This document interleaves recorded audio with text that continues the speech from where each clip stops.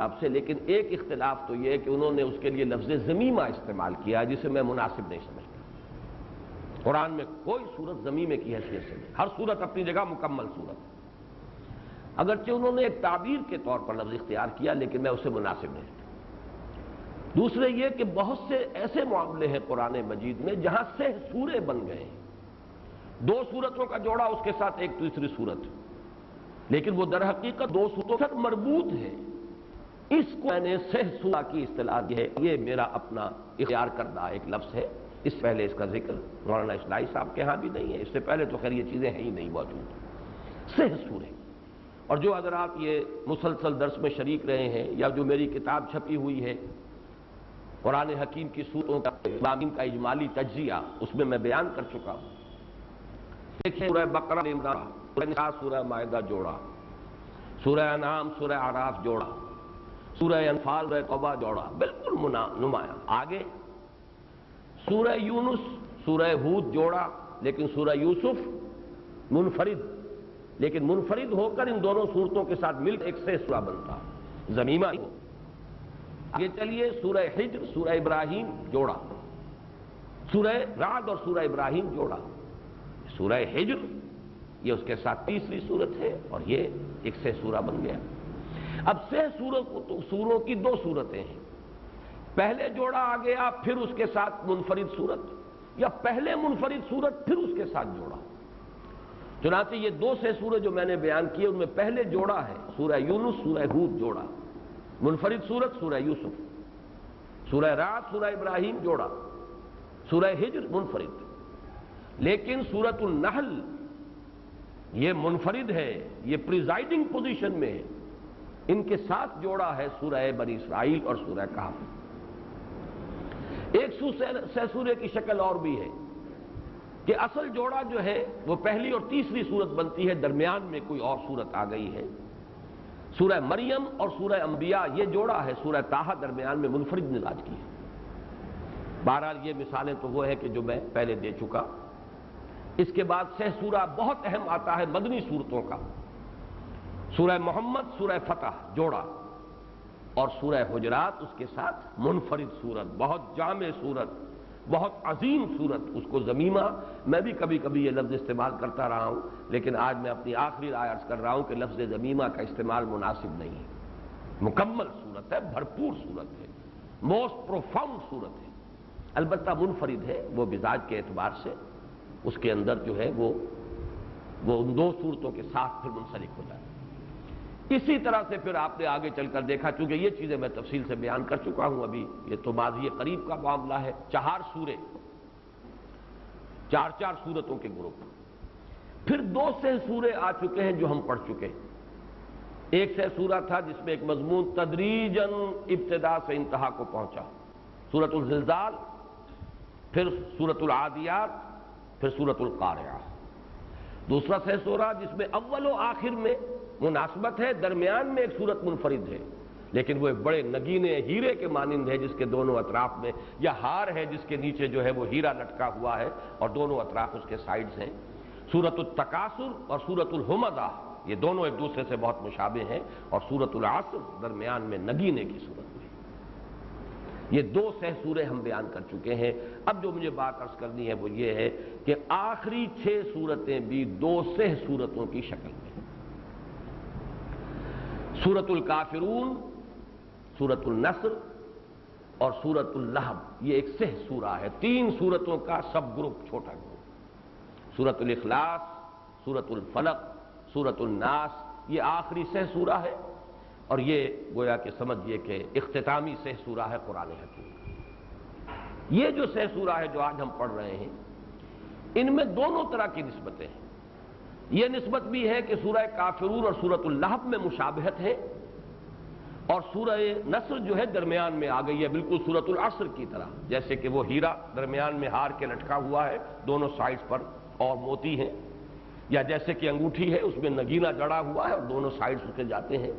یہ ترتیب بھی موجود ہے، اور یہ ترتیب بھی موجود ہے جو سورۃ النحل اور سورہ بنی اسرائیل اور سورہ کہف کی میں نے بیان کی، کہ پریزائڈنگ پوزیشن میں سورۃ الکافرون ہے، اور دونوں سورتیں بقیہ جو ہیں وہ گویا کہ آپس میں جوڑے کی حیثیت رکھتی ہیں۔ اور آخری سے سورے میں تو قطعی صورت یہی ہے کہ سورۃ الاخلاص پریزائڈنگ پوزیشن میں ہے سورۃ النحل کی طرح، اور معوذتین ایک نہایت نمایاں جوڑا ہے۔ اگرچہ ایک پہلو سے سورہ اخلاص اور سورۃ الناس کے اندر بڑا گہرا ربط ہے، اور یہی چیز ہے جو 6 سورہ یا 4 سورہ کا تصور جو میں نے پیش کیا ہے۔ بہرحال یہ 4 سورہ یا 6 سوروں کا تصور جو ہے یہ وہ سمجھ لیجئے کہ میری جانب سے ایک اضافہ ہے اس پورے نظام پر کہ جو مولانا حمید الدین فراہی رحمۃ اللہ علیہ نے اصولاً دیا، مولانا اصلاحی نے اسے آگے بڑھایا، بہت اس کے اندر جو ہے ترقی دی ہے، اسی پہ میں نے بھی غور و فکر کیا ہے، اصولوں سے اتفاق کرتے ہوئے اس میں کچھ چیزوں کا اضافہ کیا، اور بعض مقامات پر میں نے اختلاف کیا ہے اصلاحی صاحب سے۔ انہوں نے مثلاً 2 سے سوروں میں سے جو منفرد صورتیں تھیں ان کو جوڑ کر بھی جوڑا بنا دیا ہے، بعض جگہوں پر ایسی صورتوں کو جوڑا قرار دے دیا ہے کہ جن میں کوئی مناسبت اور ربط موجود نہیں۔ وہ معلوم ایسا ہوتا ہے کہ شروع میں جو تدبر انہوں نے کیا ہے، جب تفسیر لکھنی شروع کی ہے تو پورا وقت لگاتے تھے اور پوری طرح تدبر کا حق ادا کرتے تھے، بعد میں کچھ رفتار تیز کی ہے تو اس میں وہ قلت تدبر کے مظاہر نظر آتے ہیں کہ بعض جگہ پر ایسی مناسبتوں کی بنیاد پر بھی جوڑا قرار دے دیا ہے کہ جیسی مناسبت کی بنیاد پر قرآن حکیم کی کوئی سی 2 آیتوں کو یا کوئی سی 2 سورتوں کو بھی مربوط قرار دیا جا سکتا۔ آخر قرآن ایک وحدت ہے، کسی نہ کسی پہلو سے تو اس کی ہر 2 آیتوں کے مابین کوئی ربط نکل آئے گا، کسی نہ کسی پہلو سے تو اس کی ہر 2 سورتوں کے مابین کوئی نقطہ جو ہے مشترک نکل آئے گا۔ لیکن یہ کہ اصل میں جتنی مشابہتیں ہونی چاہیے اور جو نسبت زوجیت کے تقاضے ہیں ان کو اگر سامنے رکھا جائے تو میں نے اپنے اس مسلسل درس قرآن کے ضمن میں سب سے زیادہ زور اسی چیز پر دیا ہے، اس لیے کہ ظاہر بات ہے باقی چیزیں جو ہیں وہ اور تفاصیل میں موجود ہیں، وہ تو آدمی جس کے اندر ذوق پیدا ہو جائے وہ پھر مطالعہ کرتا ہے، وہ کسی ایک درس پر تو اکتفا نہیں کرتا، ایک تفسیر پر بھی اسے اکتفا نہیں کرنی چاہیے، وہ تو پھر دیکھے گا مختلف جگہوں پر۔ تو سب سے زیادہ وہی چیزیں نمایاں کرنے کی ضرورت ہوتی ہے کسی شخص کو کہ جس کی طرف خاص طور پر اس کا ذہن منتقل ہوا ہو۔ اب آئیے آج کا پہلا سورہ، یہ ہماری ترتیب جو ہے تمہید آج ذرا لمبی ہو گئی ہے لیکن اب نوٹ کیجئے، سورۃ الکافرون یہ وہ دعوت مداہنت پر شدید رد عمل ہے جو اللہ تعالیٰ کے حکم کے تحت حضور سے ظاہر کرایا جا رہا ہے، اور سورۃ اللہب یہ وہ کشاکش اور تصادم اور اس میں ابو لہب کا یہ کہنا تبا لکا لہذا جمعتنا، یہ اس کا جواب ہے جو اللہ تعالیٰ کی طرف سے دیا گیا، ان دونوں میں ایک مناسبت پیدا ہو گئی۔ اور سورۃ النصر درمیان میں یہ گویا کہ اللہ کی دین کی فتح اور اللہ کے دین کے غلبے کی نوید ہے کہ جو سنائی گئی ہے۔ تو اس طرح وہی انگوٹھی یا ہار والی ترتیب میں بیان کر چکا ہوں، اور ایک یہ بھی ہو سکتا ہے کہ سورہ کافرون کے اندر تو اصلاً اس کشاکش کے آغاز کا ذکر ہے اور اس کی انتہا جو ہے وہ سورۃ النصر میں اور سورۃ اللہب کے اندر آ گئی ہے۔ اب سورۃ الکافرون پر نگاہ جمائیے، قل یا ایھا الکافرون لا اعبد ما تعبدون،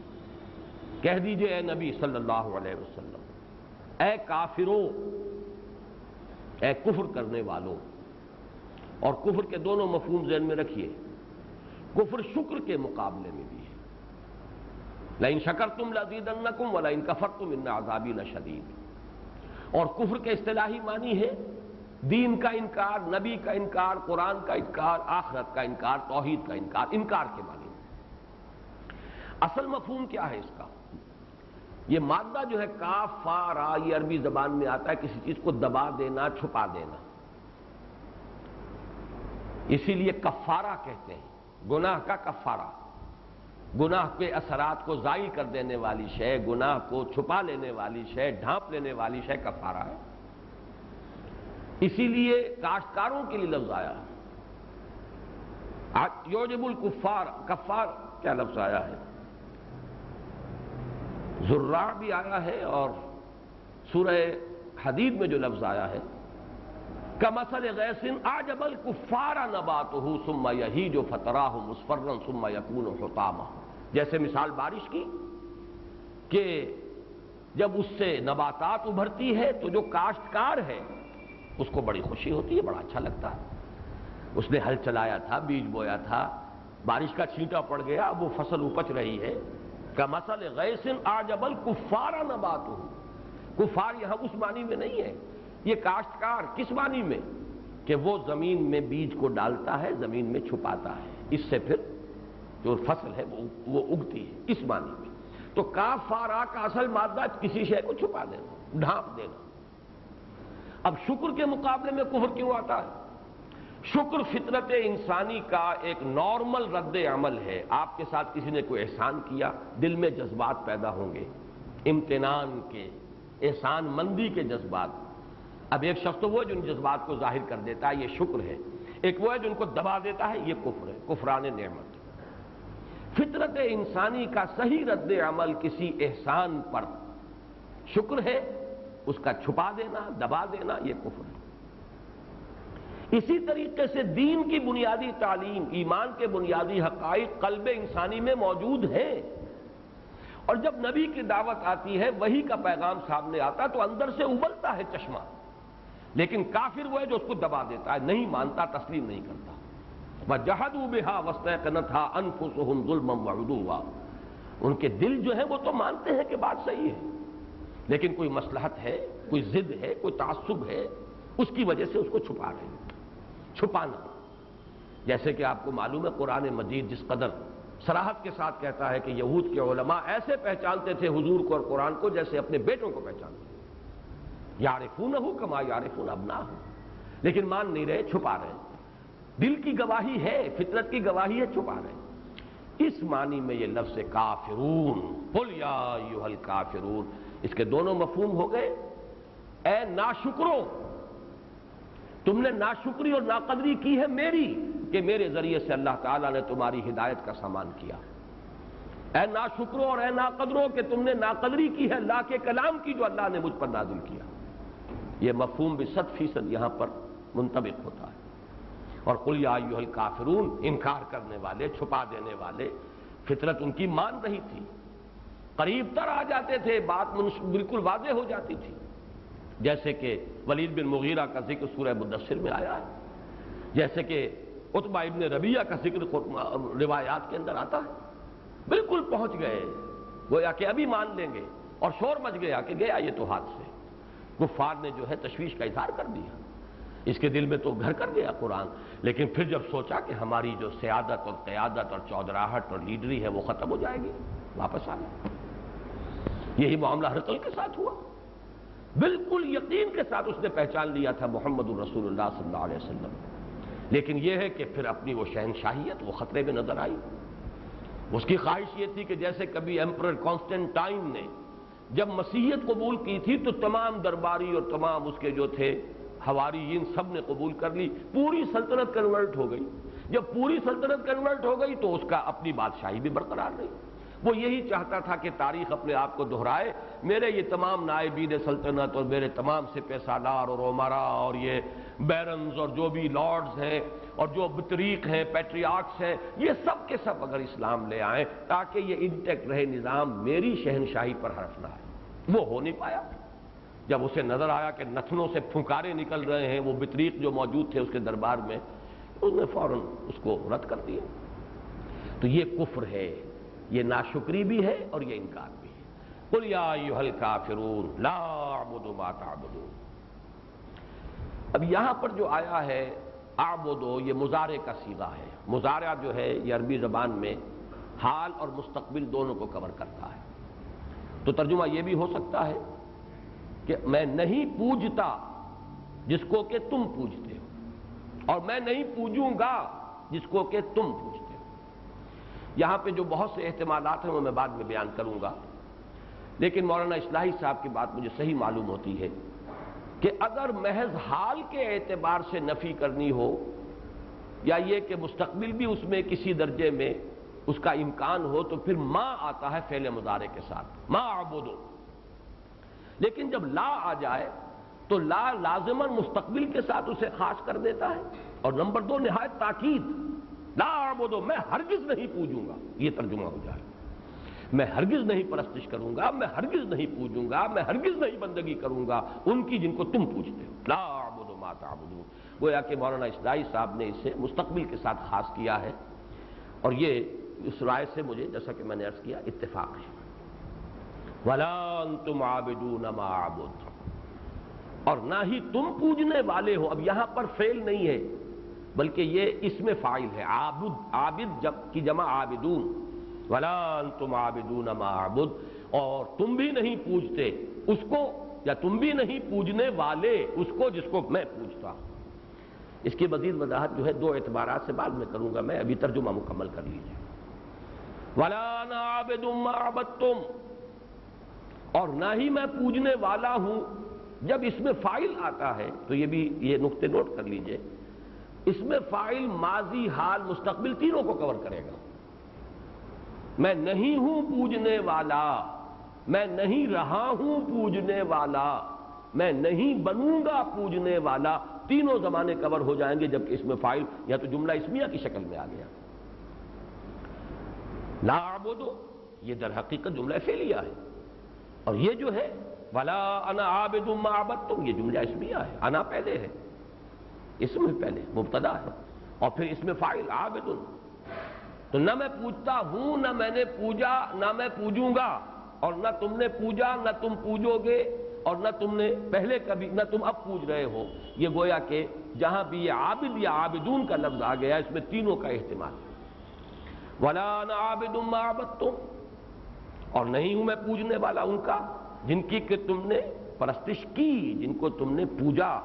وَلَا أَنْتُمْ عَابِدُونَ مَا أَعْبُدُ، اور نہیں ہو تم پوجنے والے اس کے جن کو کہ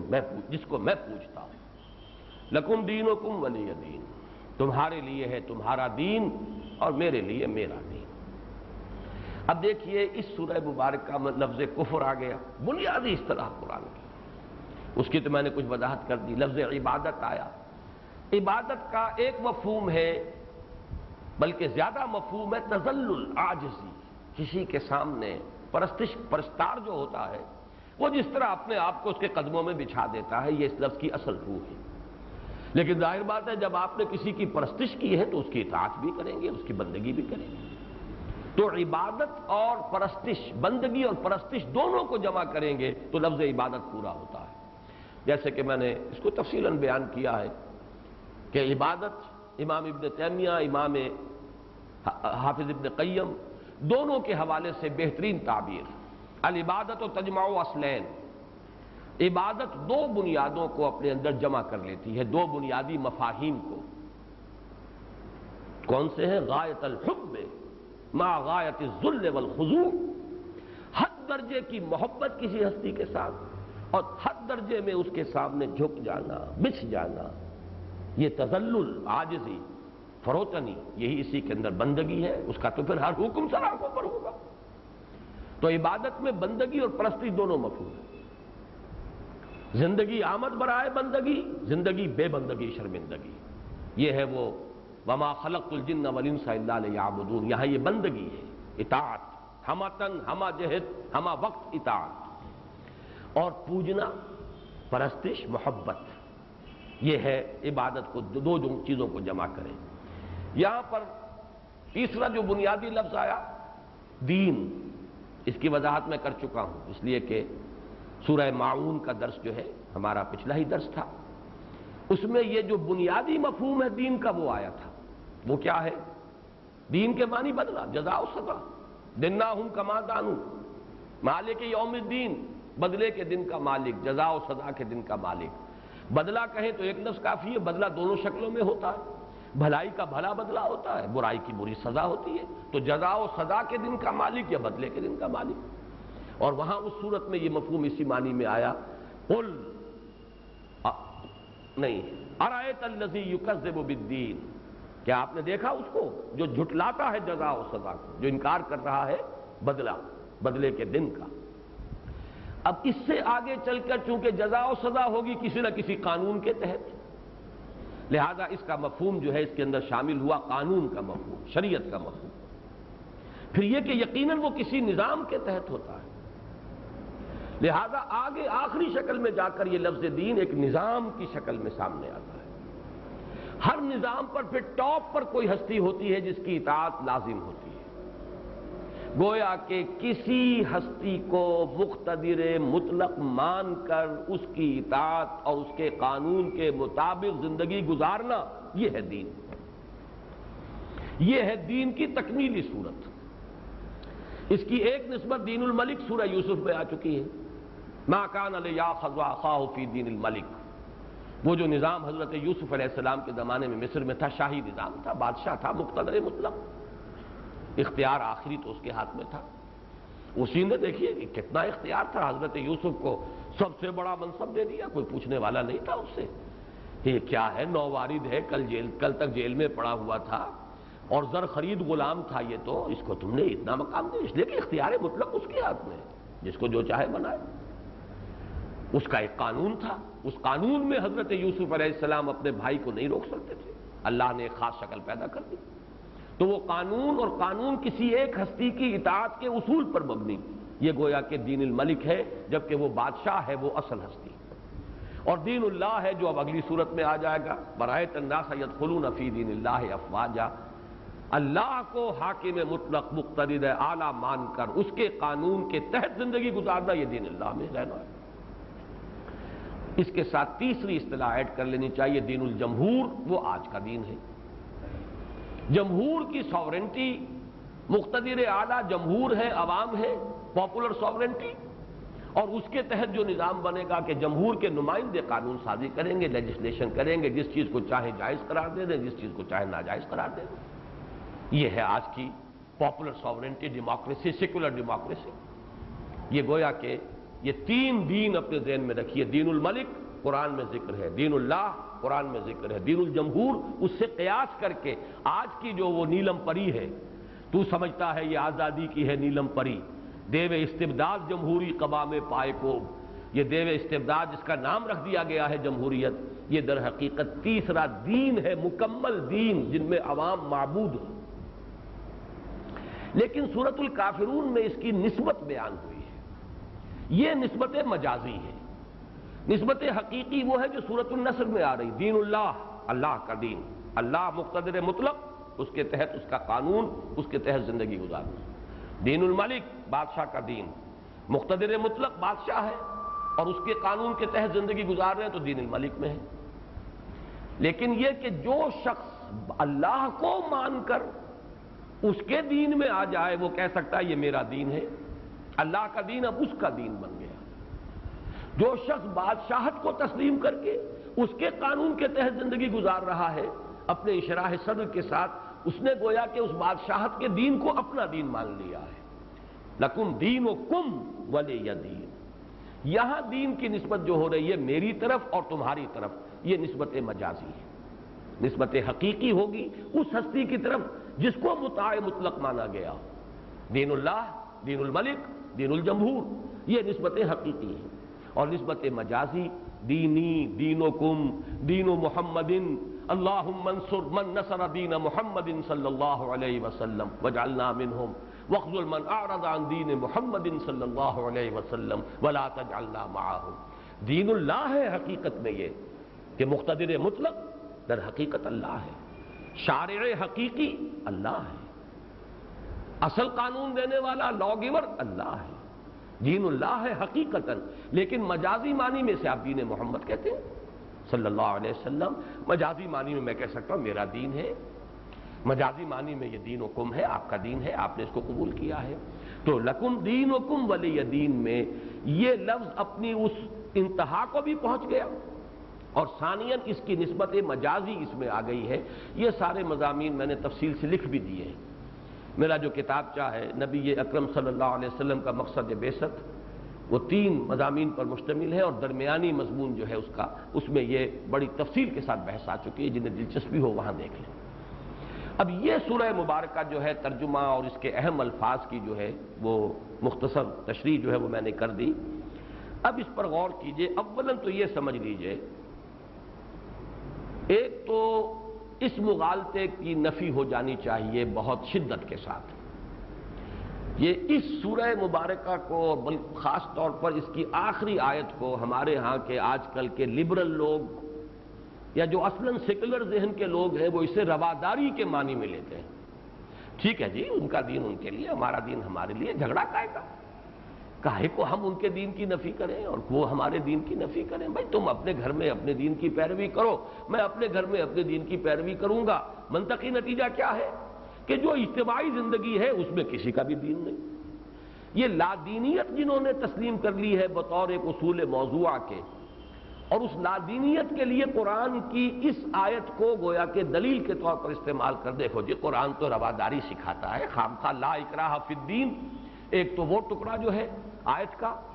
وہ اس کو بنایا جاتا ہے دلیل، بہت بڑے گمراہی کی بنیاد بنایا جاتا ہے، اس لیے کہ یہ تو ہے قرآن مجید نے تو اپنا وصف بیان کیا ہے، یضل بہ کثیرا ویہدی بہ کثیرا،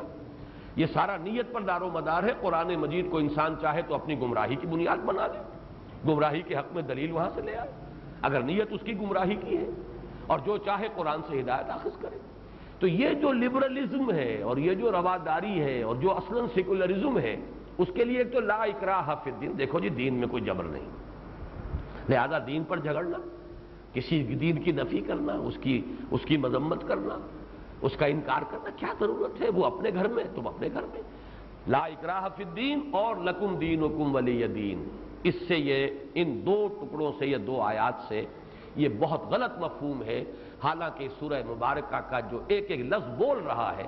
وہ تو در حقیقت نہایت اس میں شدت ہے، غلظت ہے، جو قرآن مجید میں فرمایا گیا وَلْيَجِدُوا فِيكُمْ غِلظَةً،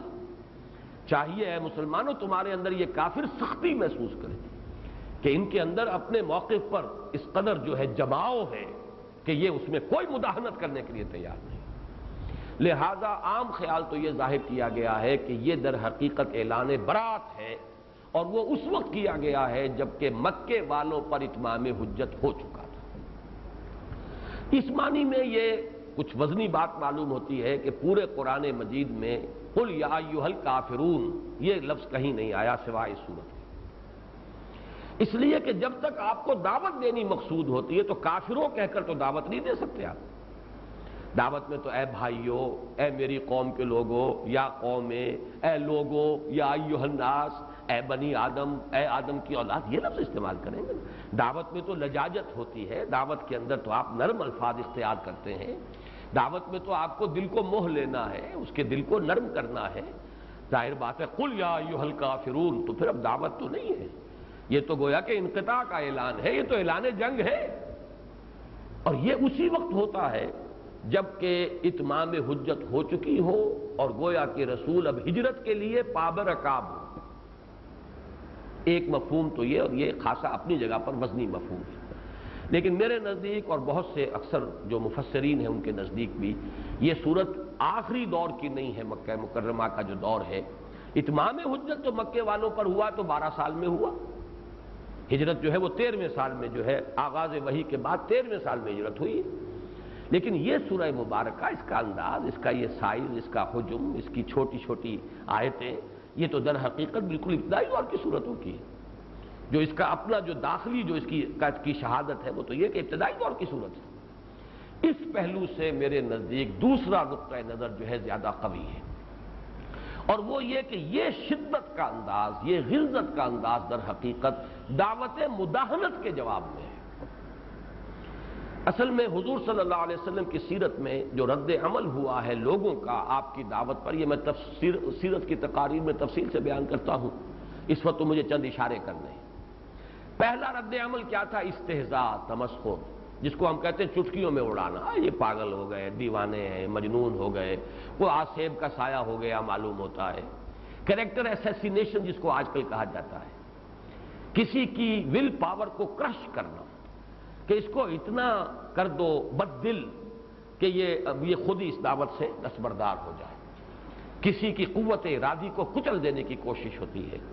یہ ہوتی ہے زبانی کلامی استہزاء، تمسخر، مذاق، دیوانے ہیں، پاگل ہیں، مجنوں ہیں، یہ پہلا مرحلہ ہے۔ اور اس مرحلے میں یہ ساری پرسیکیوشن جو وربل پرسیکیوشن ہو رہی تھی یہ صرف حضور کی ہو رہی تھی، باقی ساتھیوں کے اوپر ابھی اس کا کوئی ضرورت ہی نہیں تھی۔ جو اصل داعی ہے وہی بیٹھ جائے اگر کسی طریقے سے، اس کی ہی قوت ارادی کو چل دی جائے تو کسی اور کو کچھ کہنے کی ضرورت ہی نہیں، بلبلہ خود ہی بیٹھ جائے گا۔ دوسرا مرحلہ آیا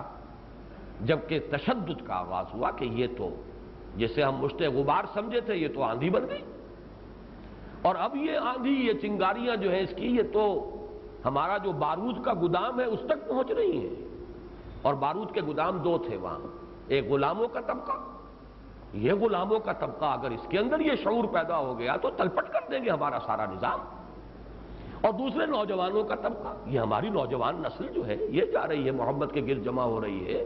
یہ تو ہمارے لیے بہت بڑا خطرہ ہے۔ جب یہ کیفیت ہو گئی تو اب تشدد، پرسیکیوشن، فزیکل پرسیکیوشن، مارو انہیں، بھوکا رکھو انہیں زنجیروں میں جکڑ کر ڈال دو، ان کو گھروں سے نکال دو، دن میں تارے نظر آ جائیں گے۔ جب یہ ناز و نعم میں پلا ہوا مصعب بن عمیر جب مادر ذات برہنہ کر کے گھر سے نکالا جائے گا، سارا نشہ حرن ہو جائے گا توحید کا اور نبوت اور رسالت پر ایمان لانے کا۔ یہ دوسرا مرحلہ تھا۔ یہ جو ہے بلال ہے یا کوئی اور ہے، وہ سب یہ خباب بن الارت ہیں، ان کے سارے نشے ختم ہو جائیں گے، مار پیٹ ہو انہیں۔ یہ ہے دوسرا مرحلہ۔ یہ ظاہر بات ہے زیادہ ہوا ہے حضور کے صحابہ پر، حضور پر نہیں ہوا۔ حضور بڑے اونچے گھرانے کے فرد تھے اور بنو ہاشم کی سپورٹ آپ کو حاصل تھی۔ فزیکل اسالٹ آپ پر ہوئی ہے ایک دو مرتبہ، وہ بھی معمولی، زیادہ نہیں۔